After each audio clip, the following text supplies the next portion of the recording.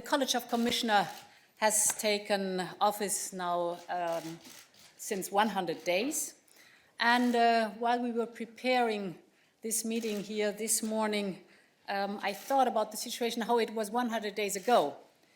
And it's worth to look back, because then you might remember the topics were 1 month's delay, will there be a majority for the college? Will there be a UK commissioner was still the question.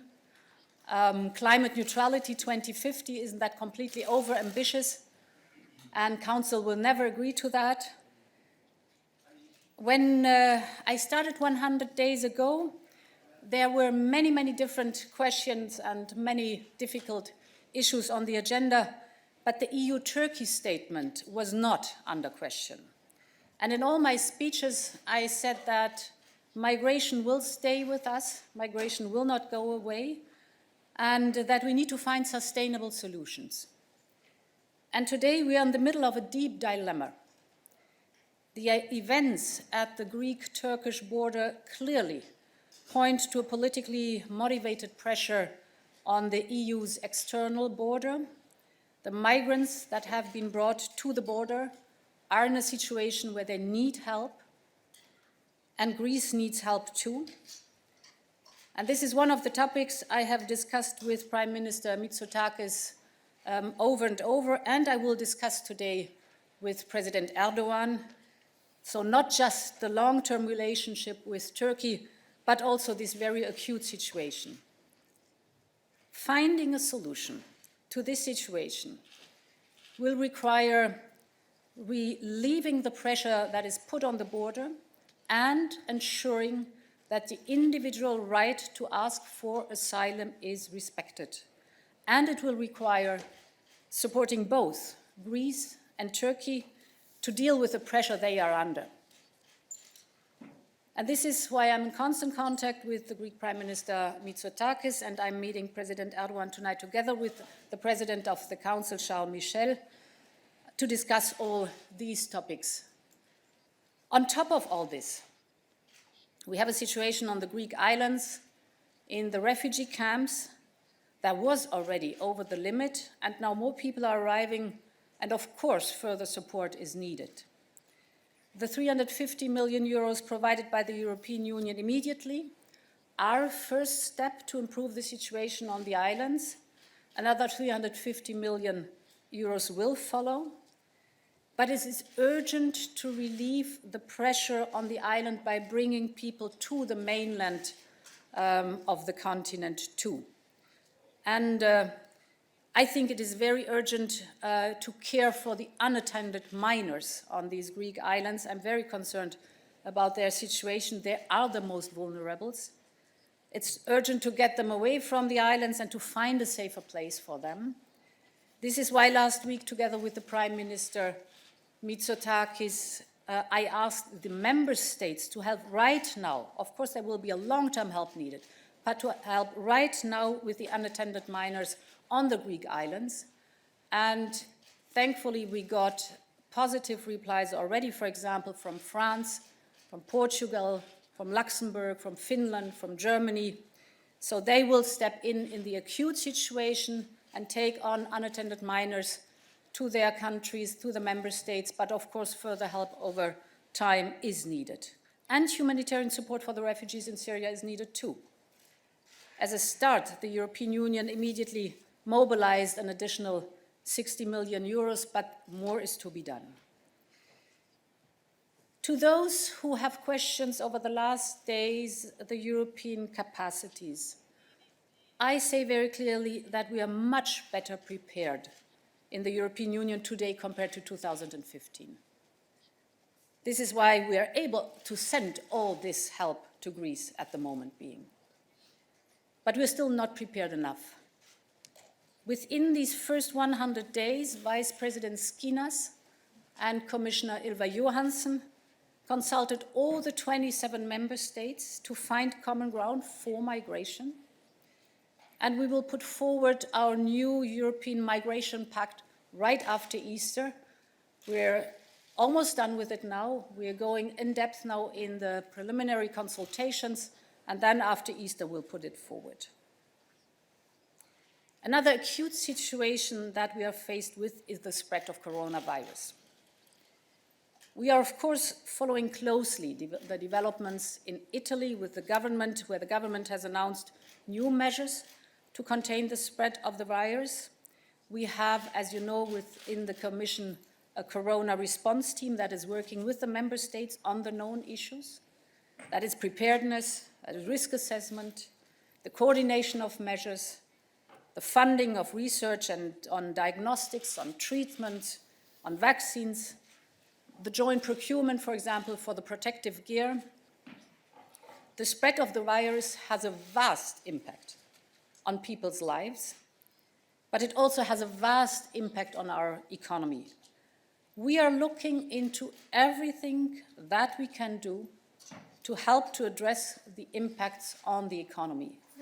And there's a strong coordination ongoing with the leaders of Europe, but also, of course, with our European institutions, for example, like the ECB or the Eurogroup, to address these topics in a coordinated and coherent way. In these difficult times, we all sense that people and member states are asking for more Europe. Do more, act more on borders, act more on migration support, on coronavirus, on the macroeconomic support. Yet without a new budget, we will not be able to respond appropriately. We are at the end of the current budget. The 7-year period is almost over. And if I look at the tasks ahead of us, we're running short of the flexibility to act in crises as we see them right now. So this is why I call urgently on all member states to find now an agreement on the MFF. We need it to proceed. It's very late already, and we really need now a common agreement on the next budget for the next 7 years. These were all unforeseen challenges that we have addressed immediately. But they have not derailed our effort to deliver on our long-term agenda for the European Union.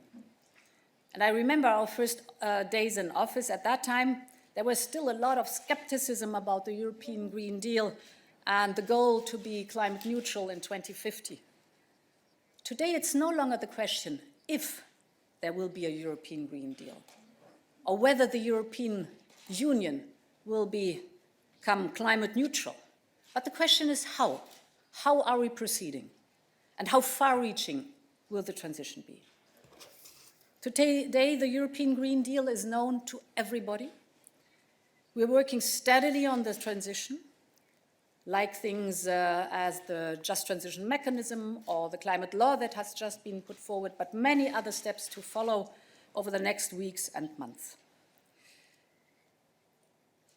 And 100 days ago, there was, as I said initially, still the question, will we have a British commissioner, yes or no?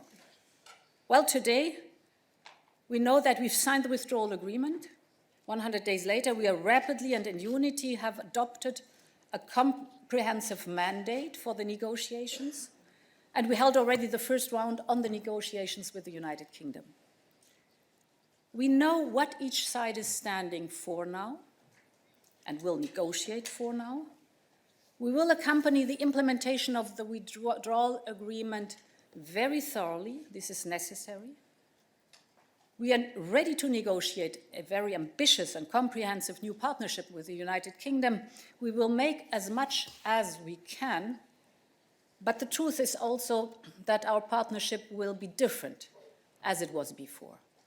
And the UK will be a third country, and the European Union will continue to forge its path in today's world on its own. After 100 days in the digital area, we have paved the road already we want to take, the road we want to take for citizens, but also for business and for governments. On 5G, for example, for the very first time, the European Union has a common position on how to assess security risks and what to do about them. The Commission has presented its very first white book on artificial intelligence and the very first data strategy, because we know that Europe has a huge amount of sleeping potential, of unused data, which we can share in the European data space we want to create. And when I took office, the industry strategy was a long-standing request by the European Council. Well, tomorrow on day 101, we will present it to you. It binds together the Green Deal, the digital agenda, and the global Europe. It combines a strong single market with competition rules that are fit for the global economy.